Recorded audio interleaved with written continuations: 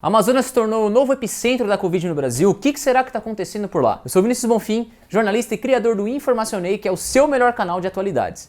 Eu separei os principais pontos para te explicar por que Manaus e todo o estado do Amazonas virou o centro de atenções nessa semana.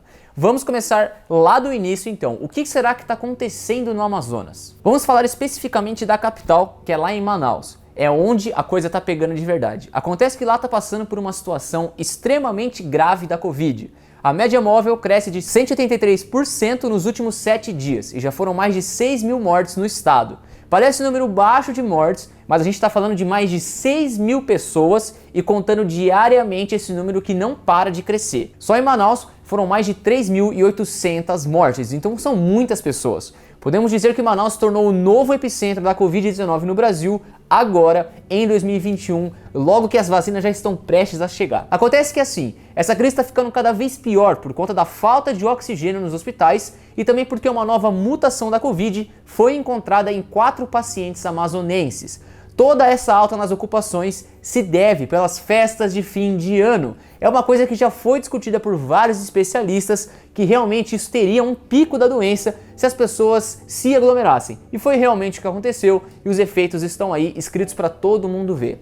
A situação está realmente muito complicada por lá. Com tanta gente precisando de atendimento médico, os oxigênios foram acabando e os cilindros simplesmente zeraram na cidade. E caso você não saiba, os cilindros são fundamentais para estabilizar os pacientes com Covid que estão em situações graves. Sem isso, muitos acabam morrendo. E para piorar a situação, os cemitérios estão todos lotados e até uma câmara fria foi usada para atender o número de mortes. O governo amazonense, para tentar controlar essa situação, começou a transferir seus pacientes nessa sexta-feira agora para os estados mais próximos, como em Goiás, Piauí, Maranhão e entre outros. Então você já consegue perceber que a situação que está lá é muito, mas muito crítica, né? Foi alguma coisa que a gente ainda não tinha visto por aqui. Bom, mas e o governo federal? O que eles estão falando disso, né? O que eles estão pensando em se preparar para cuidar de Manaus?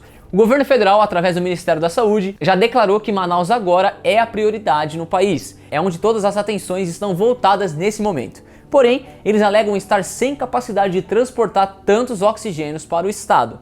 Então, para você ter uma ideia, o negócio chamou tanta atenção que até os artistas, que nem o Whindersson Nunes, ele convocou alguns outros artistas para fazer uma força-tarefa e enviar cilindros de oxigênio para o estado. Um dos responsáveis pelo transporte desse oxigênio será nada mais nada menos que o cantor Gustavo Lima. As imprensas no mundo estão todas relatando a situação em que o Manaus está passando agora. Então ainda eu separei 2 notícias que saíram sobre a falta de cilindros de oxigênio e vamos tentar relacionar se isso tem alguma coisa a ver com a falta agora. A primeira é que hoje mesmo, sexta-feira, a Polícia Civil e Militar apreenderam 33 cilindros que estavam escondidos em um caminhão em Manaus, o que é um tanto quanto uma atitude bem suspeita. O outro ponto, que é uma notícia antiga, foi lá em abril de 2020, que saiu no portal da UOL apontando que o governo do Amazonas pagou 2.900.000 a uma loja de vinhos por 28 ventiladores pulmonares, o que não faz o menor sentido.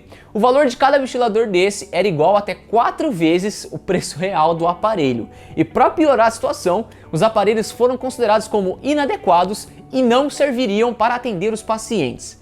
Então vocês conseguem entender que um problema vai puxando o outro? E é exatamente isso que Manaus está enfrentando nesse momento. A tendência é que até o início da próxima semana o município receba mais oxigênio e a situação vá se controlando aos poucos.